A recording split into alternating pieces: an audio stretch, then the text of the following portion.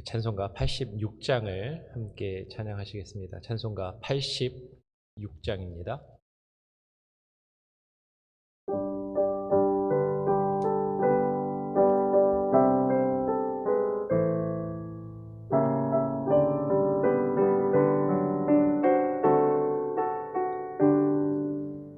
내가 늘 의지하는 예수, 나의 상처 입은 심령을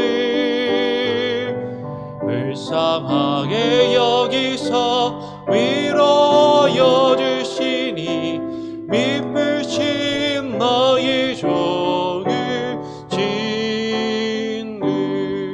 내가 의지하는 예수, 나의 사모를 진그. 나의 기도 들으사 응답하여 주시니, 미쁘신 나의 좋은 친구.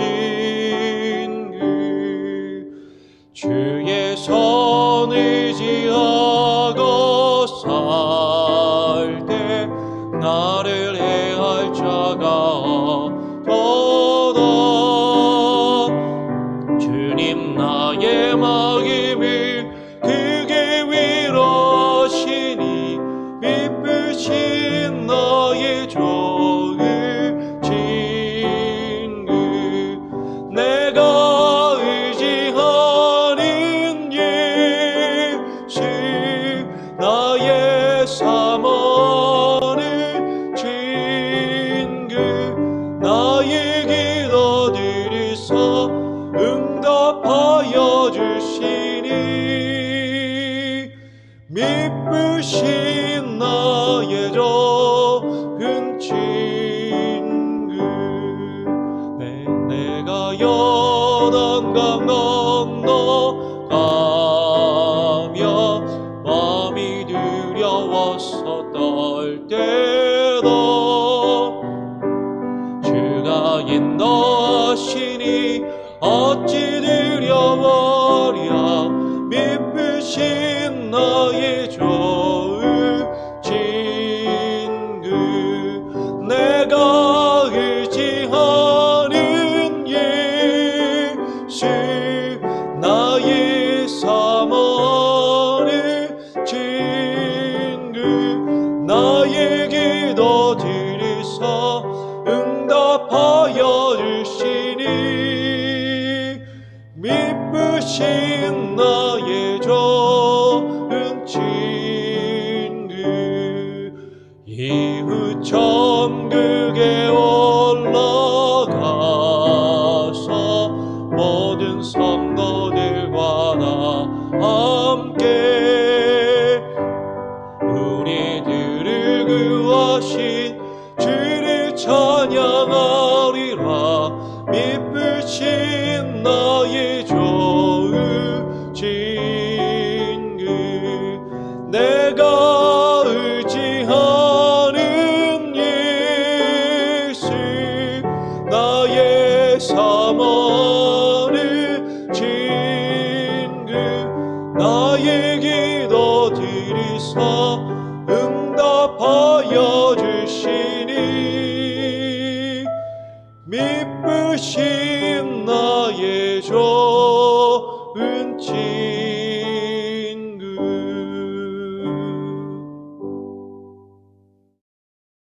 이번 주도 계속해서 에스겔서 말씀을 함께 읽습니다. 에스겔 29장 1절부터 7절까지의 말씀을 함께 읽겠습니다. 에스겔 29장 1절부터 7절까지 제가 읽도록 하겠습니다. 열째 해 열째 달 12째 날에 여호와의 말씀이 내게 임하여 이르시되, 인자야, 너는 애굽의 바로 왕과 온 애굽으로 얼굴을 향하고 예언하라. 너는 말하여 이르기를, 주 여호와께서 이같이 말씀하시되, 애굽의 바로 왕이여, 내가 너를 대적하노라.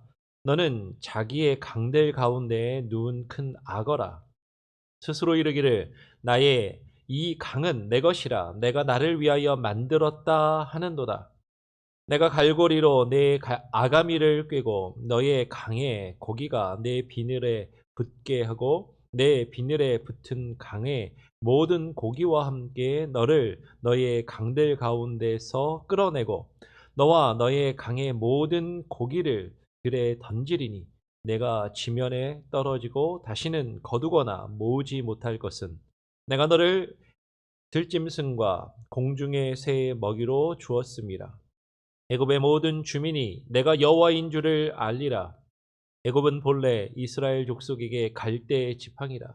그들이 너를 손으로 잡은즉 내가 부러져서 그들의 모든 어깨를 찢었고 그들이 너를 의지한즉 내가 부러져서 그들의 모든 허리가 흔들리게 하였느니라. 아멘. 에스겔 29장 1절로 7절 말씀을 가지고 갈대의 지팡이라는 제목으로 함께 말씀을 나누겠습니다. 계속해서 지지난주부터 시작을 해서 에스겔서 말씀을 읽고 있습니다. 아마 다음 주 화요일까지인가요? 그렇게 계속 읽는 것으로 제가 기억이 납니다. 우리가 이제 지난주에도 서 목사님이 에스겔서 말씀을 통해서 하나님의 심판의 메시지에 대해서 쭉 잘 설명을 해주셨는데요. 오늘 우리가 읽을 부분을 보면 특별히 에스겔 29장부터 32장까지는 이제 강대국인 바벨론과 더불어서 그 당시에 가장 강력한 강대국이었던 애굽을 향해서 여호와 하나님께서 심판의 메시지를 말씀하시고 에스겔이 그 말씀을 받아서 기록하고 있는 것을 보게 됩니다. 우리 다 같이 한 번 더 1절 말씀을 한번 함께 읽어보겠습니다. 1절입니다. 시작. 열째 해, 열째 달, 12째 날에 여호와의 말씀이 내게 임하여 이르시되. 열째 해, 열째 달, 12째 날에 여호와의 말씀이 에스겔에게 임하여서 말씀하셨습니다. 근데 여기서 시기가 상당히 중요한 것이죠. 열째 해, 열째 달, 12째 날에 라는 것은 여러분 지지난 주에 에스겔서 말씀을 시작하면서 그 날짜, 연도에 대해서 개관을 한 것이 기억이 나시는지 모르겠습니다. 즉 이스라엘 백성들이 지금 에스겔을 포함해서 여호야긴 왕과 함께 바벨론의 포로로 끌려온 지 열째 해가 되던 해에 하나님께서 이 애굽을 향한 하나님의 심판의 메시지를 주셨다라는 것이지요. 여러분 바벨론에 끌려온 지 열째 해라는 것은 상당히 중요한 의미가 있습니다. 왜냐하면 지난번에 말씀을 드렸던 것처럼 11번째 해 바벨론에 끌려온 지 11번째 해에 예루살렘과 예루살렘 성전이 바벨론에 함락되었기 때문인 것이죠. 11번째 해에 예루살렘과 예루살렘 성전이 바벨론에 완전히 함락되고 무너졌기 때문에 지금 열째 해에 이 말씀을 받았다라는 것은 예루살렘과 바벨론이 예루살렘과 예루살렘 성전이 바벨론에 의해서 완전히 함락되고 무너지기 직전에, 그렇죠? 열째 달이니까요, 그렇죠? 그리고 12째 날이기 때문에 그 바로 직전에 그 긴박한 그 상황 가운데 하나님께서 애굽을 향한 심판의 메시지를 주셨다라는 것이죠. 여러분 유다 백성들은 북쪽에 바벨론이 침략해 오자 계속해서 그 바벨론을 견제하고 바벨론을 막아내기 위해서 그 바벨론과 거의 대등한 힘을 당시에 가졌던 것으로 여겨졌던 그 애굽을 향해서 남쪽에 있는 애굽의 도움을 구하며 그 위기와 그 어려움을 극복하고자 했었습니다. 그런데 오늘 지금 하나님께서는 유다 백성들이 이스라엘 백성들이 의지하며 그것을 통해서 그 어려움을 넘기려고 하였던 그 애굽, 유다가 애굽의 도움을 구했음에도 불구하고 지금 이제 하나님께서는 예루살렘과 예루살렘 성전이 바벨론에 함락되게 하신 것이지요. 예루살렘과 예루살렘 성전은 바벨론에 온전히 함락되고 맙니다. 그리고 그런 배경과 상황 가운데서 여호와 하나님께서 에스겔에게 말씀을 하시는 것이죠. 2절에 인자야 너는 애굽의 바로 왕과 온 애굽으로 얼굴을 향하고 예언하라라고 말씀합니다. 여러분 지금 잘 그림을 그리셔야 돼요. 지금 바벨론에 쳐들어와서 많은 사람들이 포로로 끌려오고 지금 예루살em 성전이 무너지기 온전히 함락되기 그 직전에 하나님께서 에스겔에게 말씀을 주시는 겁니다. 예루살렘과 성전이 바벨론에 완전히 함락되어 무너지기 직전에 유다가 의지했던 그 애굽과 그 애굽의 바로 왕을 향해서 하나님이 지금 예언을 하고 계신다라는 거죠. 포로로 끌려온 에스겔과 유다 백성들은 아마도 예루살렘과 하나님의 성전만은 무너지지 않기를 간절히 바랬을 거예요. 그리고 그들은 수많은 유다인들은 수많은 이스라엘 백성들은 지금 그들이 의지하고 그들이 기대했던 저 애굽이 반드시 저 예루살렘만은 지켜주기를, 저 애굽이 우리의 고국을, 저 하나님의 성전을 지켜주기를 그렇게 의지하고 기대했다라는 것이죠. 바로 그들이 의지했던 그 애굽을 바벨론이 지금 바벨론을 막아낼 수 있었던 힘이 있었던 것처럼 보였던 그 애굽을 지금 향하여 하나님이 예언하신다라는 것입니다. 하나님의 백성이라고 여겼던 유다 백성들이 마지막 순간에 그 어려움의 때에 의지했던 것이 무엇이었냐면 하나님을 의지했던 것이 아니라 하나님이 아닌 애굽을 의지했다라는 것이죠. 세상의 힘과 세상의 권력과 세상의 능력과 세상의 논리와 세상의 방법을 의지했다라는 것입니다. 지금 유다 백성들이 그 어려움의 때에 마지막 때에 의지했던 그 애굽을 향하여 하나님께서 예언의 말씀을 에스겔을 통하여 하고 계시는 것이죠. 오늘 3절 말씀에 뭐라고 말씀하십니까? 너는 말하여 이르기를 주 여호와께서 이같이 말씀하시되 애굽의 바로 왕이여 라고 애굽을 향하여 그 애굽의 바로 왕을 향하여 말씀하십니다. 뭐라고 말씀하십니까? 3절 뒤에 계속해서 읽어보면 여호와께서 이같이 말씀하시되 애굽의 바로 왕이여 내가 너를 대적하노라. 여호와 하나님께서 애굽을 반대하신다라는 거예요. 이스라엘과 유다 백성들이 의지하고 기대고 희망을 걸었던 그 애굽을 하나님은 원하시지 않는다라는 것입니다. 하나님께서는 반대하신다라는 것이죠. 너는 자기의 강들 가운데 누운 큰 악어라. 스스로 이르기를 나의 이 강은 내 것이라 라고 이야기합니다. 지금 나의 이 강은 내 것이라 라고 할 때 이 강은 바로 애굽을 남에서부터 북으로 쭉 줄기차게 흐르는 애굽의 강은 북에서 남으로 흐르는 게 아니라 한국은 대부분 강이 북에서 남으로 흐르잖아요. 근데 이제 애굽은 남쪽에서 북쪽으로 흐릅니다. 그 지중해를 향해서 나일강이 흐르는데 그 나일강을 지금 이야기하는 것이죠. 그런데 그 애굽과 바로왕이 뭐라고 이야기한다고요? 스스로 이르기를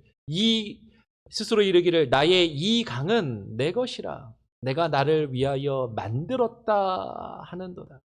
지금 이 표현이 3절에도 나오고요. 그리고 9절에도 한 번 더 나옵니다. 9절 하반절에도 보면 스스로 이르기를 이 강은 내 것이라 내가 만들었다 하도다. 애굽과 애굽의 바로왕이 지금 이렇게 이야기한다라는 것이죠. 여러분 애굽의 발달한 문명과 그리고 애굽이 발달한 그 강력한 힘을 가질 수 있었던 것은 계속해서 마르지 않고 흐르는 그 엄청난 거대한 나일강 때문이었습니다. 인류의 문명이 발달한 것은 몇몇 강들을 통해서 이루어졌다고 하죠. 그 중에 하나가 바로 이 나일강을 통해서 이루어진 애굽의 나일강 문명인 것이죠. 이 나일강 때문에 그들은 늘 언제나 풍성한 땅을 가질 수 있었습니다. 나일강이 범람하면 그 비옥한 땅으로 그 주변이 이제 가득하게 되고 그곳에 씨를 뿌리고 농사를 지을 수 있었어요. 그리고 그들은 계속해서 마시기에 풍족한 물, 쓰고도 남는 물을 얻을 수 있었고, 그리고 그 강무에 수많은 물고기를 잡고 그들이 풍요로움을 얻을 수 있었던 것입니다. 지금 그런데 애굽과 바로왕은 이야기하는 것이죠. 자신들이 누리고 있는 그 풍요로움, 자신들이 가지고 있는 그 힘과 그 능력, 자신들이 이 세상에서 누리고 있는 그 모든 것들이 내가 만들었다라고 하는 거예요. 내가 이만큼 열심히 노력했고 내가 이만큼 열심히 무언가를 만들어서 이루어낸 성과라고 이야기하는 것입니다. 하늘과 땅을 창조하신 하나님께서 그 나일강도 만드셨지만 애굽은 자신이 그것을 만들었다라고 교만하는 것이죠. 내가 지금 가지고 있는 것들, 지금 내가 누리고 있는 것들, 지금 내가 소유하고 있는 이 모든 것들이 내가 열심히 노력하고 내가 열심히 수고하고 내가 열심히 만들어서 이루어낸 성과라고 그들은 그렇게 이야기하는 것이에요.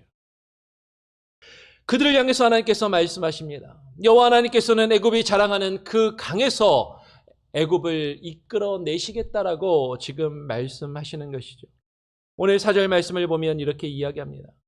내가 갈고리로 너의 아가미를 꿰고 너의 강에 고기가 내 비늘에 붙게 하고라고 말씀해요. 그러면 여기서 너는 누굽니까? 바로 앞에 3절에 보면 나일강 그 강 가운데에 누운 큰 악어로 볼 수 있어요. 근데 이제 큰 악어라고 딱 생각하고 읽으니까 이렇게 생각할 수 있는 것이죠. 여러분, 근데 악어에 아가미가 있습니까?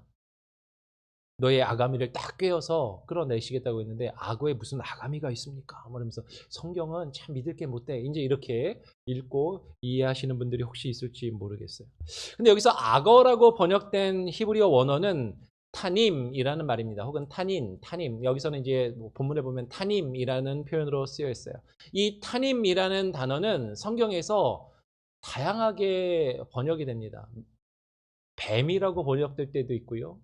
용이라고 번역될 때도 있고요. 바다 괴물이라고 번역될 때도 있어요. 근데 지금 여기서는 악어라고 번역이 됐습니다. 아마 나일강에 악어가 많이 사니까 그냥 나일강의 악어라고 번역한 것 같아요. 그런데 이것은 이 타님은 정확하게 모릅니다. 악어일 수도 있지만 악어가 아닌 것 같아요. 아가미를 이야기하는 것 보면. 고대 애굽에 있는 벽화들을 보면 여러분 창조과학자들이 하는 이야기 중에 이제 그런 얘기들을 하시는 분이 있어요. 고대 애굽에 나오는 벽화에 보면 우리가 공룡이라고 알고 있는 그런 괴물의 모습을 한 그런 그림들이 새겨져 있는 그런 벽화들이 있는 것이죠. 아마 고대 애굽에 그런 어떤 괴물이 나일강에 살지 않았는가, 공룡과도 같은 괴물이 살지 않았는가라고 이야기하기도 합니다. 어쩌면 그럴지도 모르겠어요. 근데 여러분, 지금 본문에 관심을 우리가 읽다가 이런 것이 딱 눈에 들어와서 여기에 집중을 하게 되면 지금 본문이 말씀하고자 하는 말을 자꾸 우리는 잊어버리고 다른 생각을 하게 됩니다. 그럼 여기서 중요한 것은 이 타님이 악어냐 아니냐가 중요한 게 아니에요. 악어냐 바다 괴물이냐가 중요한 것이 아닙니다. 지금 이것이 의미하고 있는 게 뭐예요? 악어냐 바다 괴물이냐가 아니라 지금 이 악어 혹은 이 바다 괴물, 이 타님은 애굽을 상징하고 있다라는 것이죠. 그 애굽을 향하여 하나님이 말씀하고 있다는 것을 우리는 잊어버리면 안 되는 것입니다. 오늘 하나님께서 그 애굽을 향하여 이렇게 말씀하시는 것입니다. 너의 비늘에 붙은 강의 모든 고기와 함께 너를 너의 강들 가운데서 끌어내시겠다라고 말씀하세요.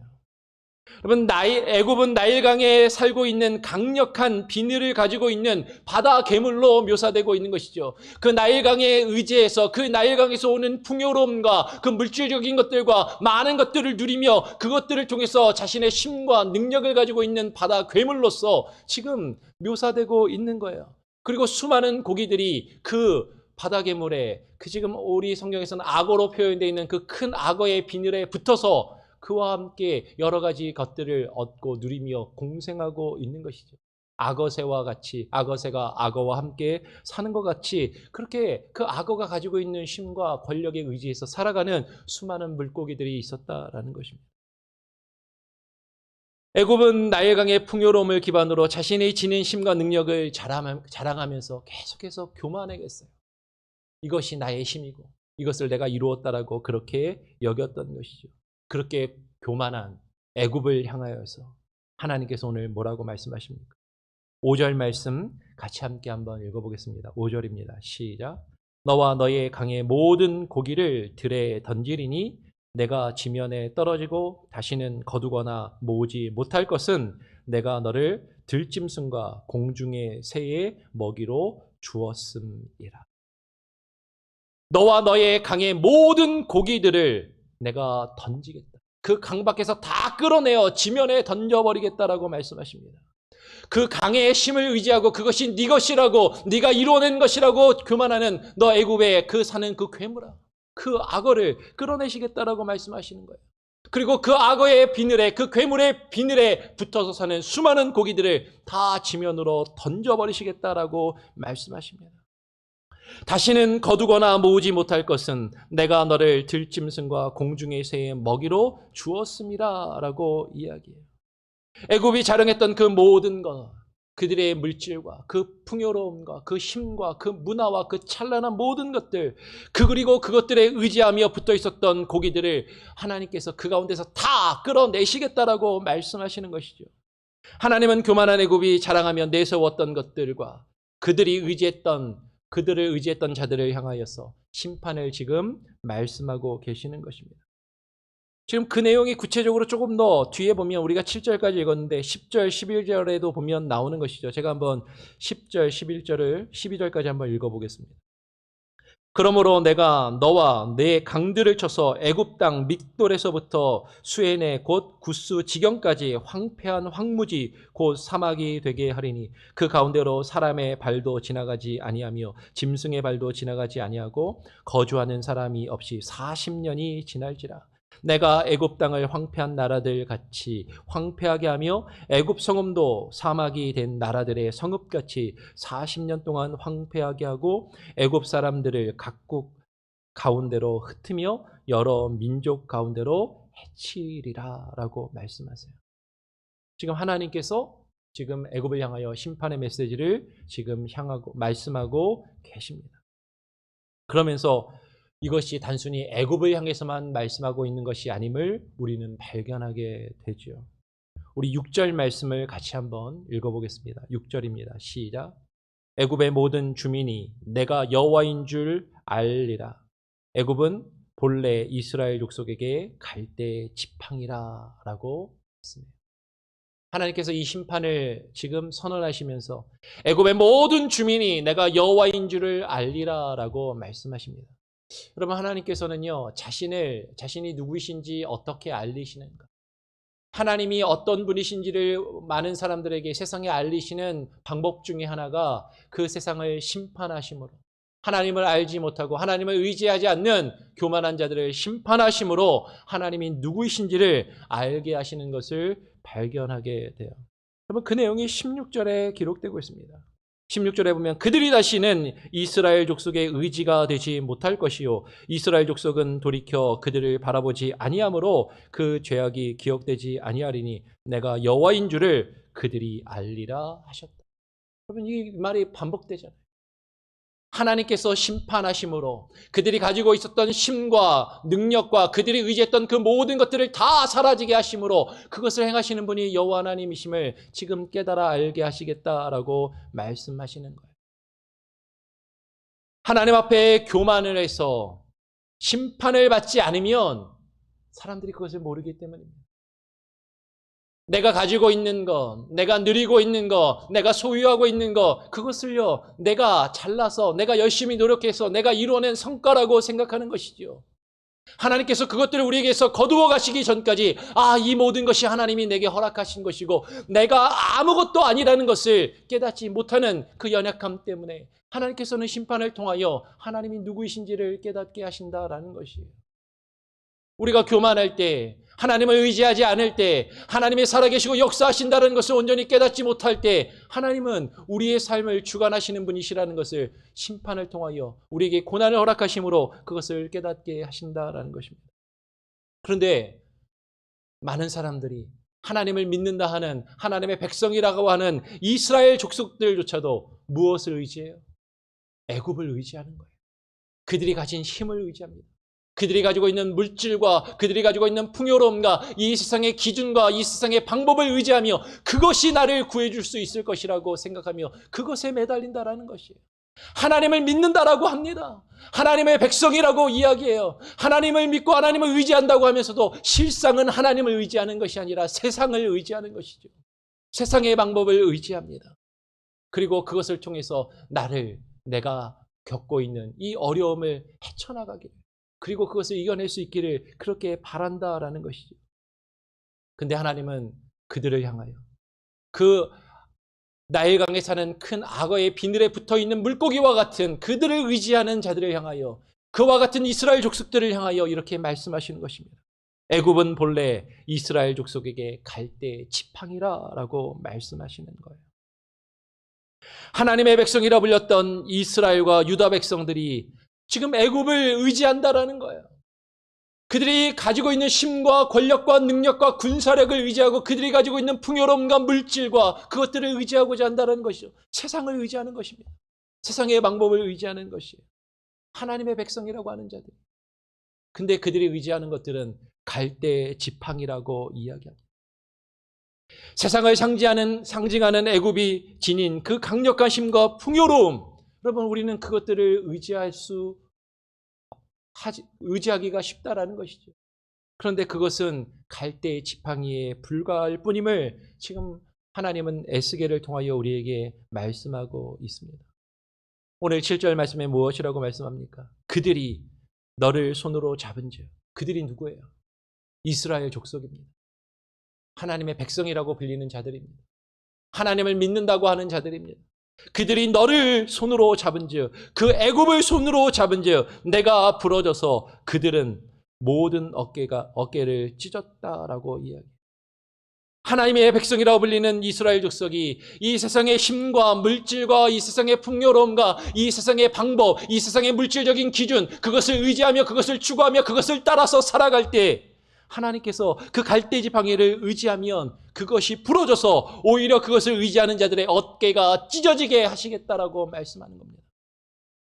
7절 하반절에 그들이 너를 의지한즉 내가 부러져서 그들의 모든 허리가 흔들리게 하였느니라.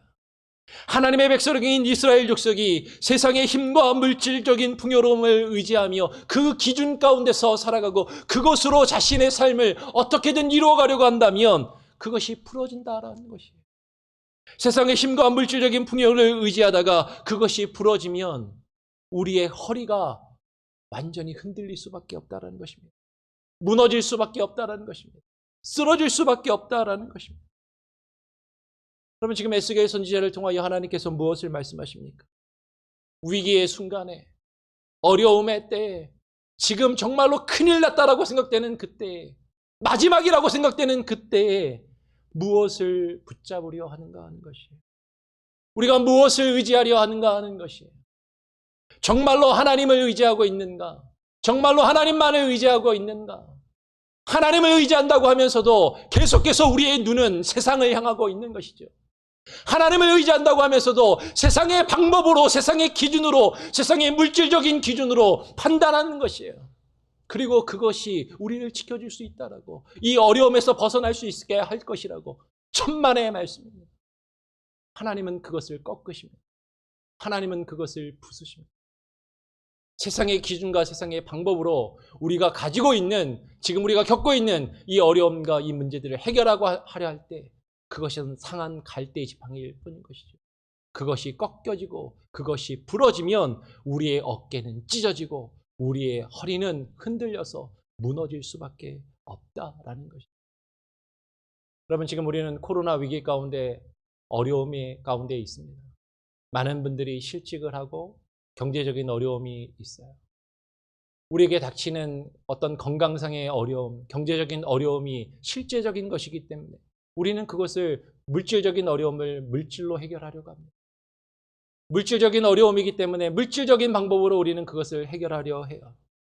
그것이 무조건 잘못되었다라고 말하기는 쉽지 않을 것입니다. 그런데 믿음의 사람들도, 하나님을 믿고 하나님을 의지하는 사람들도 이 세상의 사람들과는 전혀 구별되지 아니하고 이 세상의 사람들이 행하는 방법과 그 모습 그대로 이 어려움과 이것들을 이겨나가고 이 순간만 넘기면 되지, 이 순간만 지나면 그래도 될 수 있지라고 생각하면서 살아간다면 하나님은 말씀하십니다. 그 방법으로, 그 의지하는 것으로 완전히 무너지게 될 것이라고 말씀하시는 것이에요. 하나님의 백성들이 살아가는 길은, 하나님께서 그 나라와 그 백성을 이끄시는 길은 이 세상의 방법과 기준이 아니다라는 것입니다. 하나님은 상한 갈대와 같은 이 세상과 이 세상의 방법을 의지하는 것이 아니라 하나님과 하나님의 말씀을 붙들고 그 말씀에 의지하여 살아가기를 오늘 저와 여러분에게 말씀하고 계시고 저와 여러분에게 명령하고 계십니다.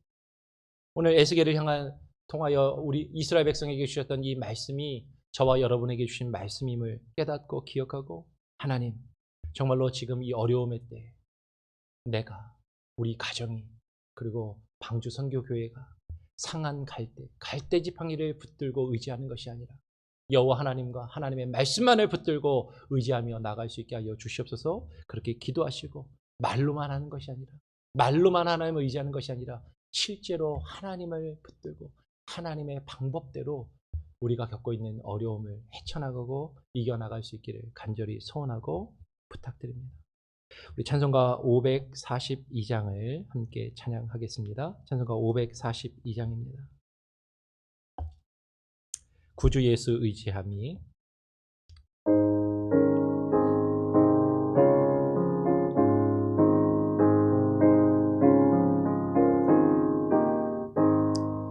구주 예수 의지함이 심히 기쁜 일일세. 영생 허락 받았으니 의심하 주 없도다. 예수 믿는 것은 받은 증거 많도다. 예수 귀한 예수 믿음 더욱 주소서. 구주 예수 의지함이 심히 기쁜 일일세.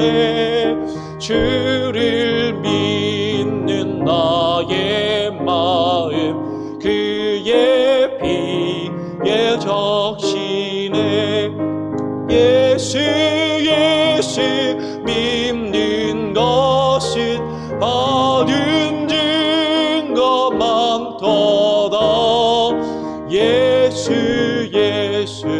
귀한 예수 믿음 더욱 주소서.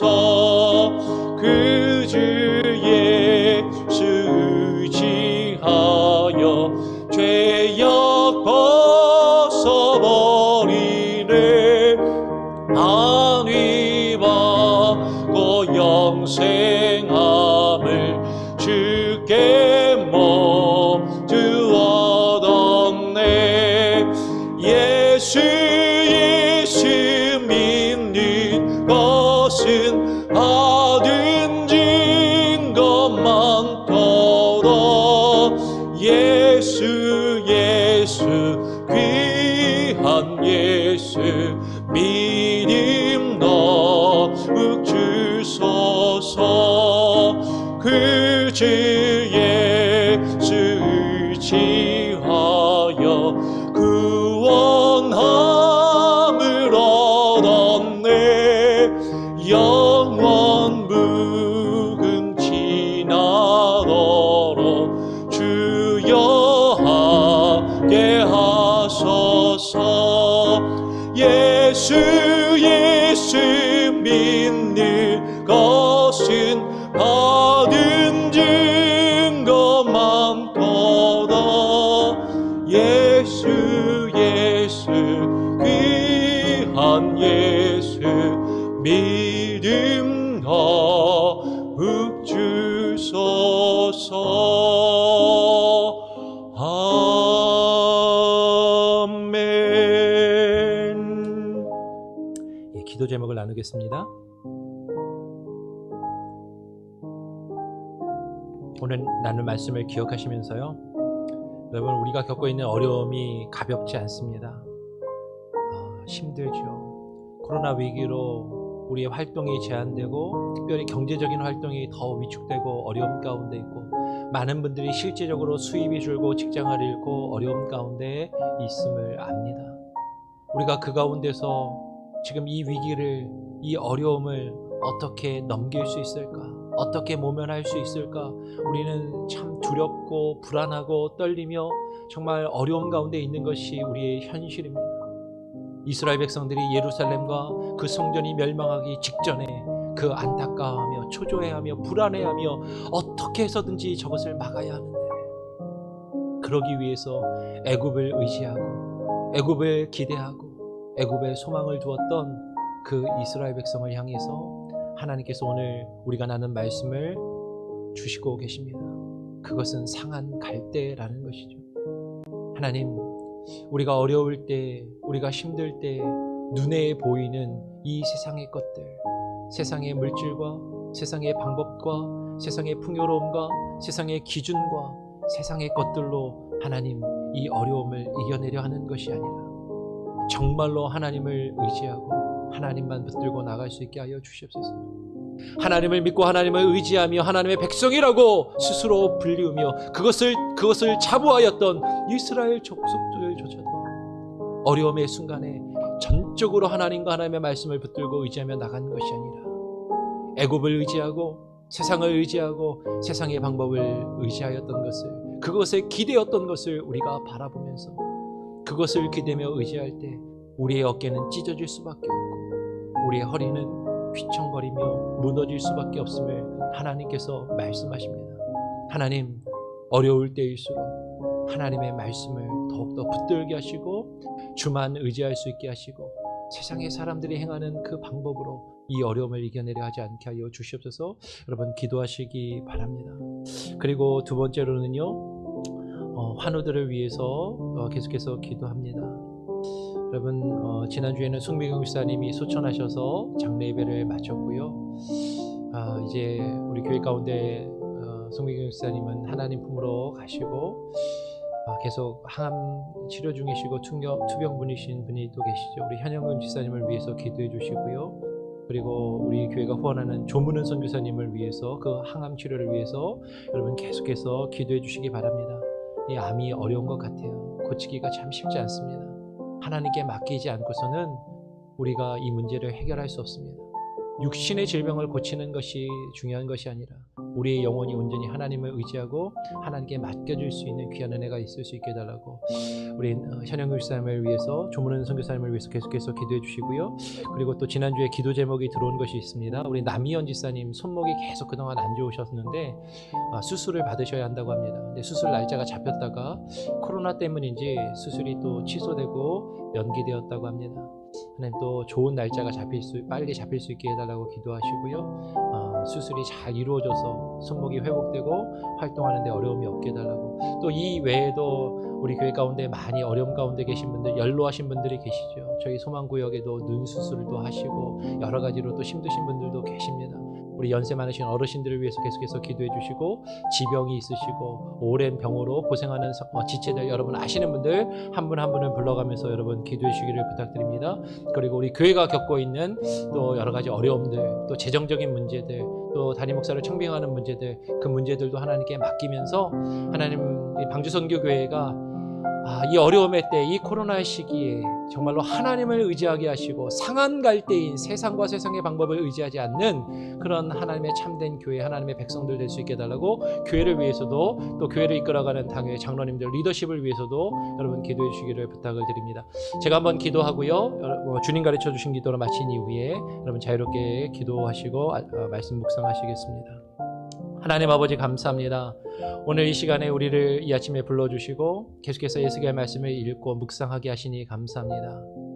예루살렘과 예루살렘 성전이 함락되고 멸망하고 무너지기 직전에 유다인들이 의지하였던 그 애굽을 향하여 하나님께서 심판을 예언하시고 그것을 의지하는 것이 얼마나 덧없고 무의미하며 그것이 소용이 없는 일임을 하나님께서 에스겔을 통하여 말씀하신 것을 바라봅니다. 오늘 이 시간 하나님 이 말씀을 깨닫게 하시고 우리가 깊이 우리 자신을 되돌아보며 하나님이 우리에게 바라시는 것이, 특별히 이 코로나 위기와 어려움 가운데 하나님 우리에게 원하시는 것이 무엇인지를 하나님의 깊이 묵상하게 하여 주시옵소서. 이 어려움의 시기를 하나님의 세상에 많은 사람들이 하는 것 같이 세상의 방법으로 어떻게 해서든 이 위기만을 넘기면 된다라고 생각하며 지나가는 것이 아니라 하나님이 이 위기의 때에 하나님이 누구이신지를 우리에게 깨닫게 하시려고, 여호와 하나님이 누구이신지를 우리에게 알게 하시려고, 하나님만을 의지하며 하나님만을 붙들고 나가는 것이 무엇인지를 우리로 하여금 알게 하고 그것을 우리를 통하여 이루시기를 원하시는 그 하나님의 말씀과 그 하나님의 뜻을 우리가 깊이 묵상하며 깨닫게 하여 주시고, 하나님 이 어려움의 때에 세상의 것과 세상의 방법이 아니라 하나님의 말씀과 하나님의 뜻을 의지하며 붙들고 하나님의 그것으로 이 어려움을 이겨나가고 헤쳐나갈 수 있는 하나님 지혜와 힘과 용기를 하나님 우리 방주선교교회 권속들 한 사람 한 사람 저들의 가정 하나님 저들의 직장과 비즈니스 가운데 허락하여 주시옵소서. 특별히 교회가 하나님 재정적인 어려움이 있습니다.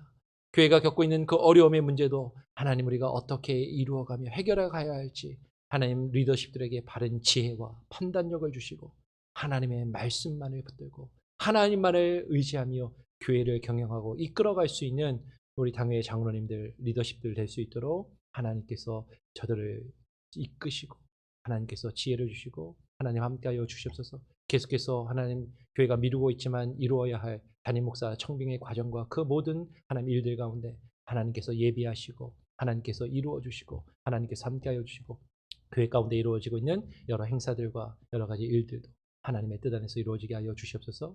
오늘 하루의 삶을 주님께 온전히 맡기고 의탁드려오며 거룩하신 예수 그리스도의 이름으로 기도합니다. 아멘. 하늘에 계신 우리 아버지여 이름이 거룩히 여김을 받으시오며 나라가 임하시오며 뜻이 하늘에서 이루어진 것 같이 땅에서도 이루어지이다. 오늘날 우리에게 일용할 양식을 주옵시고 우리가 우리에게 죄 지은 자를 사하여 준 것 같이 우리 죄를 사하여 주옵시고 우리를 시험에 들게 하지 마옵시고 다만 악에서 구하시옵소서. 대개 나라와 권세와 영광이 아버지께 영원히 있사옵나이다. 아멘. 예배를 마쳤습니다. 자유롭게 기도하시고 말씀 묵상하시기를 바랍니다.